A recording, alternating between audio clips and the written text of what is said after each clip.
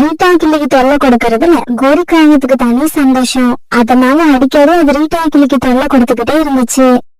ஒரு நாள் உணவத்தோட போன ரீட்டா கிளிக்கு ஒரு கொய்யாப்பழம் கிடைச்சது. ரீட்டா கிளி அந்த கொய்யாப்பழத்தை எடுத்துக்கிட்டு தன்னோட கூட்டுக்கு திரும்பி வந்துச்சு. ரொம்பவும் கஷ்டப்பட்டு இந்த பழத்தை எடுத்துக்கிட்டு வந்தேன். வர வர நம்ம காட்டுல பழம் கிடைக்கிறது ரொம்பவும் அபூர்வமா இருக்கு. நதியில போய் தண்ணி குடிச்சிட்டு வந்து இந்த பழத்தை சாப்பிடுவோம். இப்படி நினைச்ச ரீட்டா கிளி அந்த பழத்தை கூட்டுல வச்சுட்டு தண்ணீர் குடிக்கிறதுக்காக நதிக்கரையை நோக்கி பறந்து போச்சு. இதையெல்லாம் ஒரு மரத்துல உட்கார்ந்து பாத்துக்கிட்டு இருந்த கோரிக்காக உடனே ரீட்டா கிளியோட கூட்டுக்கிட்ட வந்துச்சு.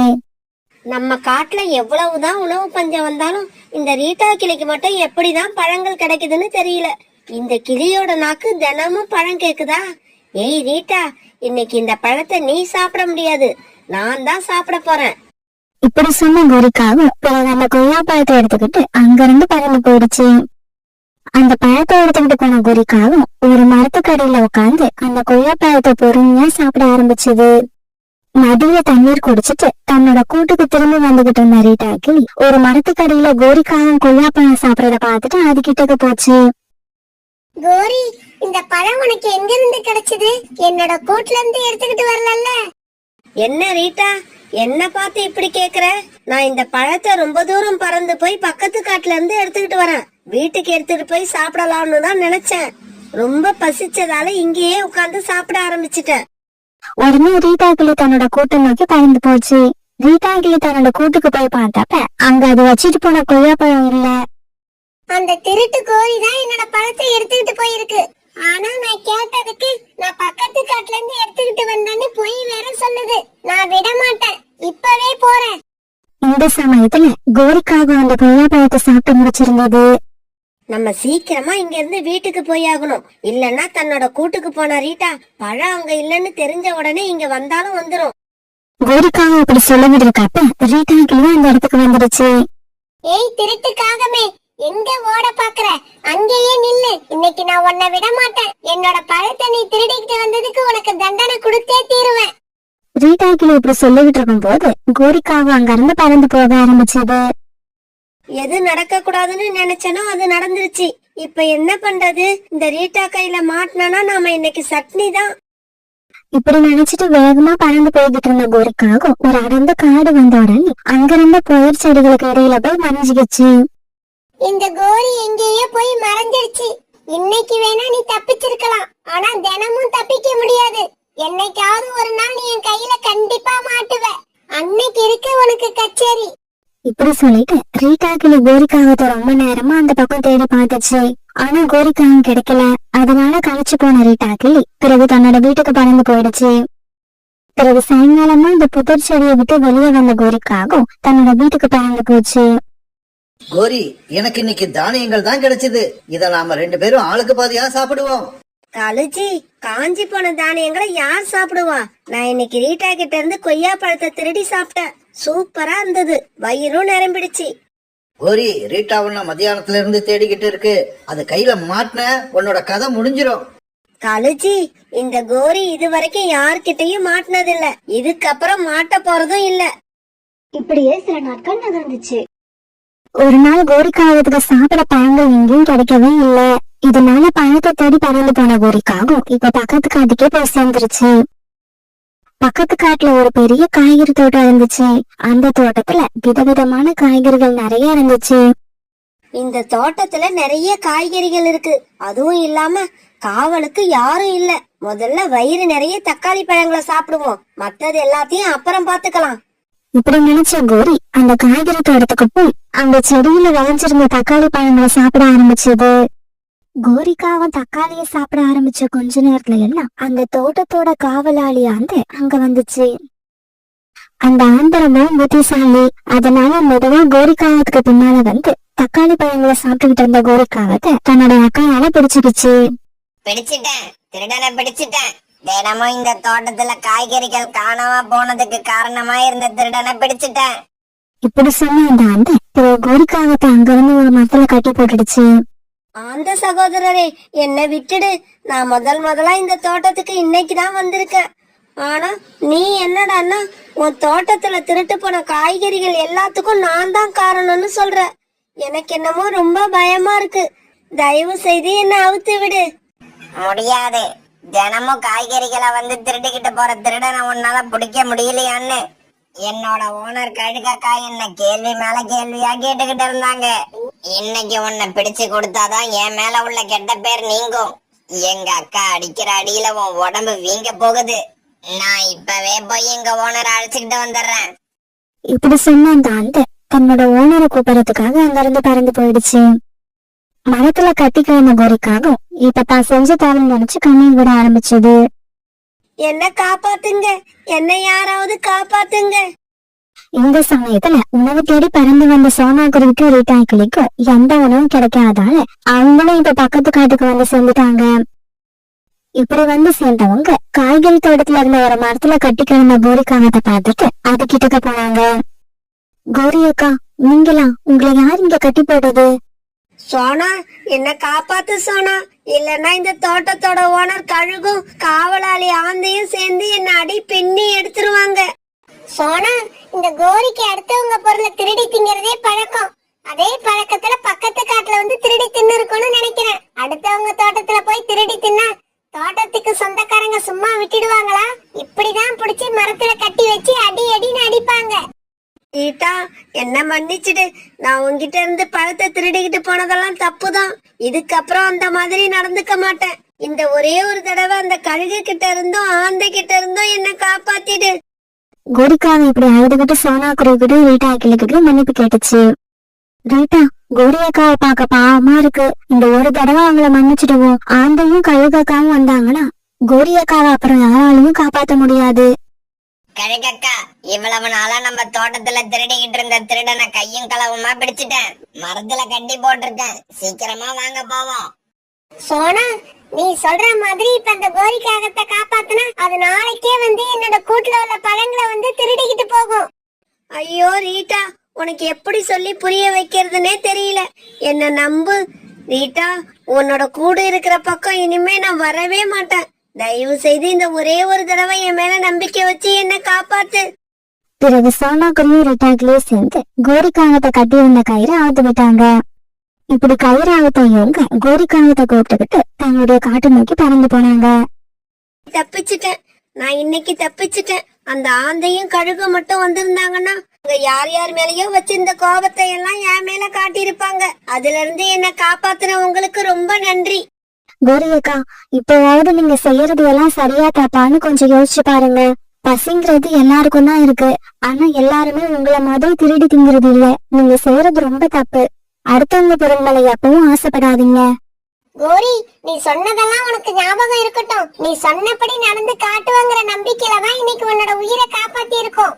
ரீட்டா, நான் கண்டிப்பா சொன்னபடி நடந்துப்பேன். நாளையில இருந்து காலையில நீங்க உணவு தேட போறப்ப உங்க கூடவே நானும் வந்துருவேன். கிடைக்கிறது காஞ்சி போன தானியங்களோ இல்ல பழமோ எதுவா இருந்தாலும் நான் சொந்தமா உழைச்சி சாப்பிடுறதுன்னு முடிவு பண்ணிட்டேன்.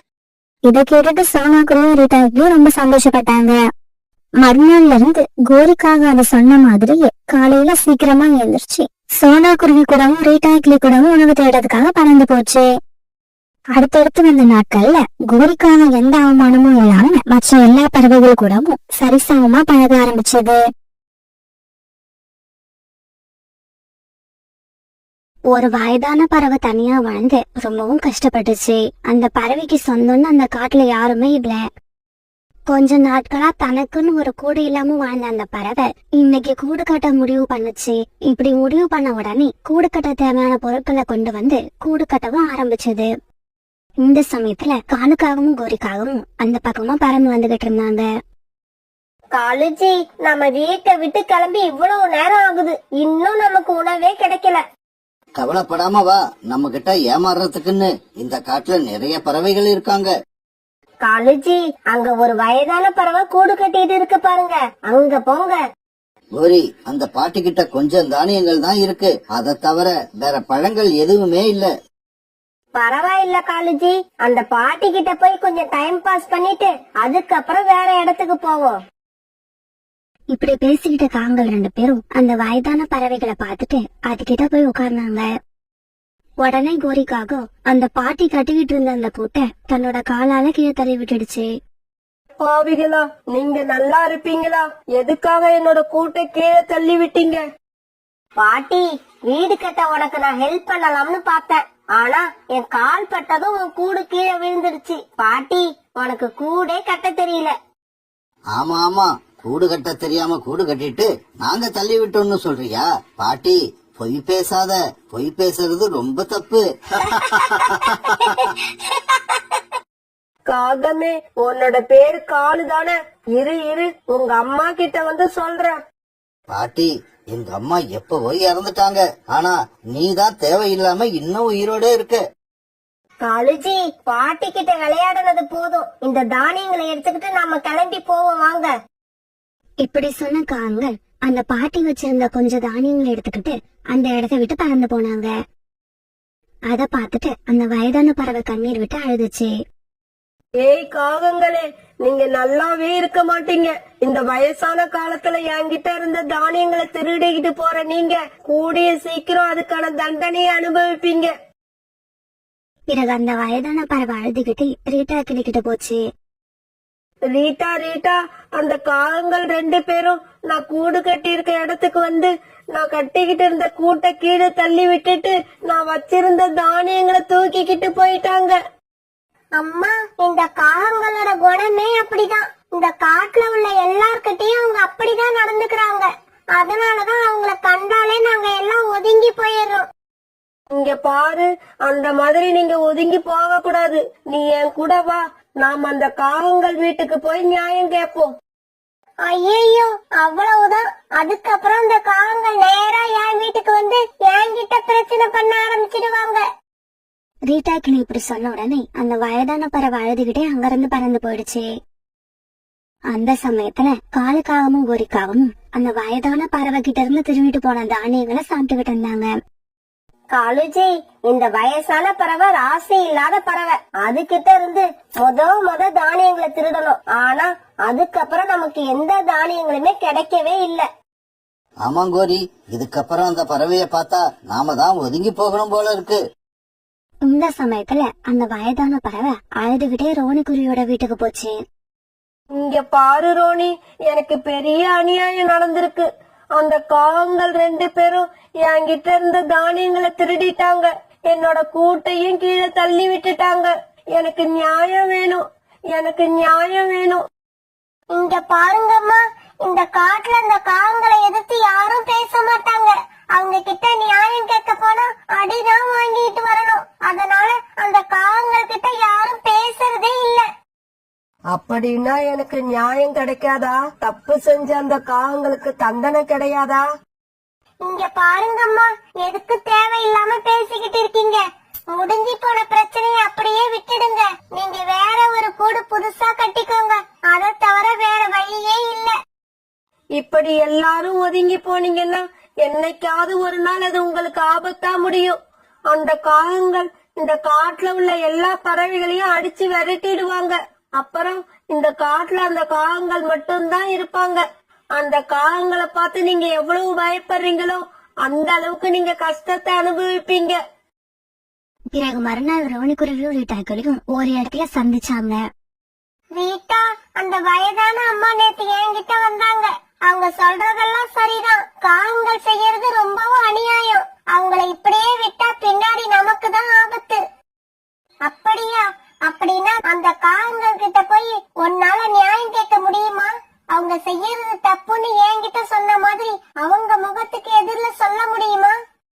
என்னால முடியாது. அந்த காகங்களை பார்த்தாலே எனக்கு பயமா இருக்கு.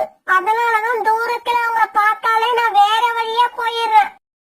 நீ எப்படி பயப்படுறியோ அதே மாதிரிதான் நானும் அவங்கள பார்த்து பயப்படுறேன். அவங்க கிட்ட நியாயம் கேட்ட யாரையும் அவங்க இதுவரைக்கும் அடிக்காம விட்டதில்ல.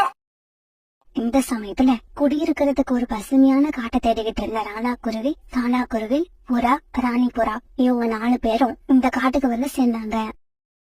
புறா, இந்த காடு ரொம்ப அமைதியாவும் பசுமையாவும் இருக்கு. ஆமா, இதுக்கு மேல என்னால பறக்க முடியாது. நாம இந்த காட்டுலயே ஒரு கூடு கட்டி தங்கிடுவோம். இப்படி பேசிக்கிட்ட இவங்க பிறகு தங்களுக்கான கூடுகளை அங்கிருந்த மரத்துல கட்ட ஆரம்பிச்சாங்க. ஒரு நாள் புல்புல் தன்னோட பூக்கடையை தூக்கிட்டு வியாபாரம் பண்ண வந்தப்ப காகங்கள் 2 பேரும் அதை தடுத்து நிறுத்தினாங்க. காலுஜி, எனக்கு பூ வச்சுக்கணும் போல ஆசையா இருக்கு. கோரி, ஆசைப்பட்டா எடுத்து வச்சிக்க வேண்டியது தானே, உன்னை யாரு வேண்டாம்னு சொன்னது? உடனே கோரி பூ எடுக்கறதுக்காக அந்த பூக்கூட பக்கத்துல போச்சு. கோரி, பூக்குடைய எடுத்துக்கிட்டு வீட்டுல இருந்து நான் இப்பதான் வந்தேன். இதுதான் எனக்கு முதல் வியாபாரம். அதனால கையில காசை கொடுத்துட்டு அப்புறமா பூவை எடு. என்னது, கையில காசு கொடுக்கணுமா? எனக்கு கையில காசு கொடுத்தெல்லாம் பழக்கம் இல்ல. வேணும்னா உன்னோட கன்னத்துல ஒண்ணு தரேன். நீ கன்னத்துல குடுக்கற வரைக்கும் என் கை என்ன பூ பறிச்சுக்கிட்டா இருக்கும்? நானும் திருப்பி ஒண்ணு கொடுப்பேன். புல்புல் பறவை இப்படி சொன்னதும் காலுக்காகவும் கோரிக்காகவும் சேர்ந்து புல்புல் பறவையை அடிக்க ஆரம்பிச்சாங்க. காப்பாத்துங்க, என்ன காப்பாத்துங்க, யாராவது வந்து என்ன காப்பாத்துங்க. புல்புல் பறவையோட சத்தத்தை கேட்ட ரீட்டா கிவி, ரோனி குருவி இப்படி சில பறவைகள் அந்த இடத்துக்கு வந்தாங்க. காலு, கோரி, நான் சொல்றதை கேளுங்க. புல்புல் அக்காவை அடிக்காதீங்க, தயவு செய்து விட்டுருங்க. காலு, அவங்கள அடிக்காம விட்டுடுங்க. இதுக்கப்புறம் அவங்க உங்களை எதிர்த்து எதுவும் பேச மாட்டாங்க.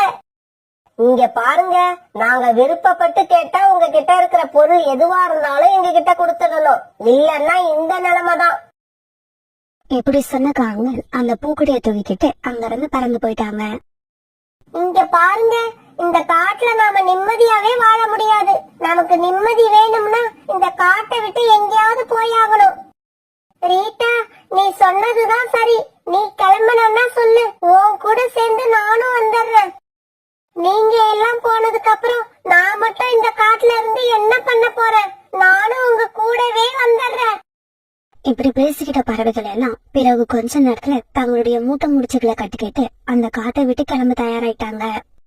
எனக்கு என்னவோ இந்த காட்டை விட்டு கிளம்பவே இஷ்டம் இல்ல. நீங்க எல்லாம் கிளம்புறீங்கன்னு தான் நானும் உங்க கூட வரேன். பிறகு இந்த பறவைகள் எல்லாரும் காட்டை விட்டு கிளம்பி வேற காட்டை நோக்கி பறந்து போனாங்க.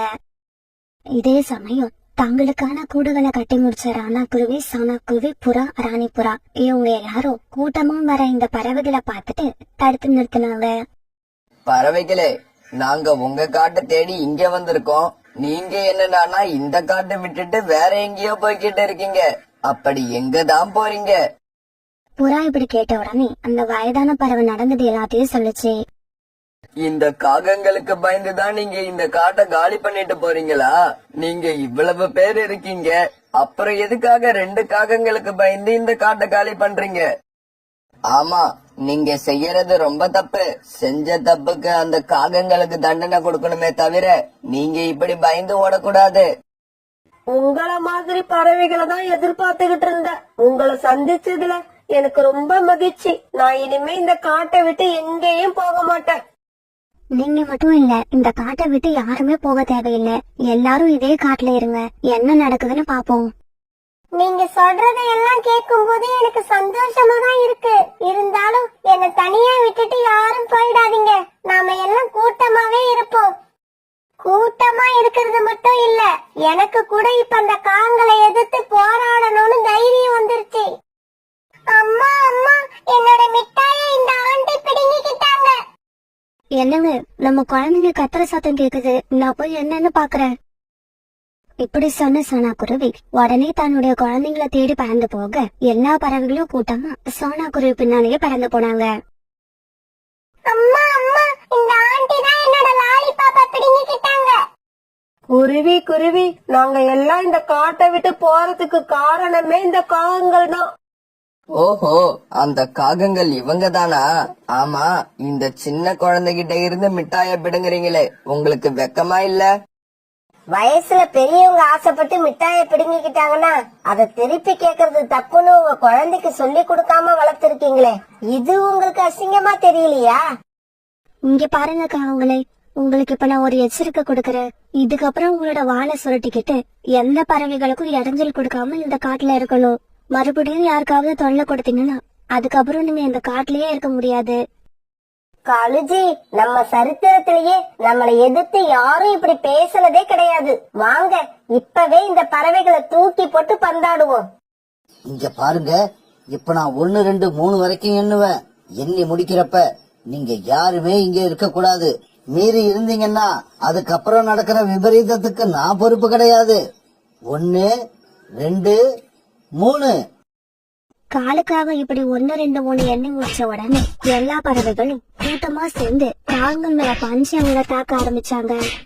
ஐயோ ஐயோ, விட்டுடுங்க, உங்களை அடிக்காதீங்க, விட்டுடுங்க, எங்களை அடிக்காதீங்க, விட்டுடுங்க.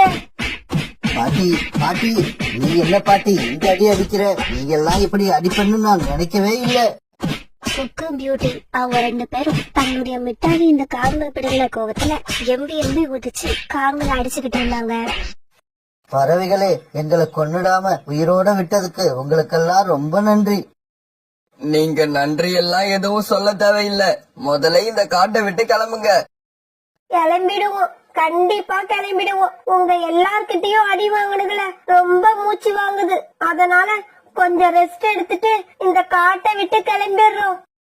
இப்படி சொன்ன அந்த திருட்டுக்காகங்கள் பிறகு அந்த காட்டை விட்டு கிளம்பி பறந்து போனாங்க. பிறகு மற்ற பறவைகள் எல்லாம் பிறகு அந்த காட்டுக்குள்ள ரொம்ப நாளைக்கு ஒற்றுமையாவும் சந்தோஷமாவும் வாழ்ந்து வந்தாங்க.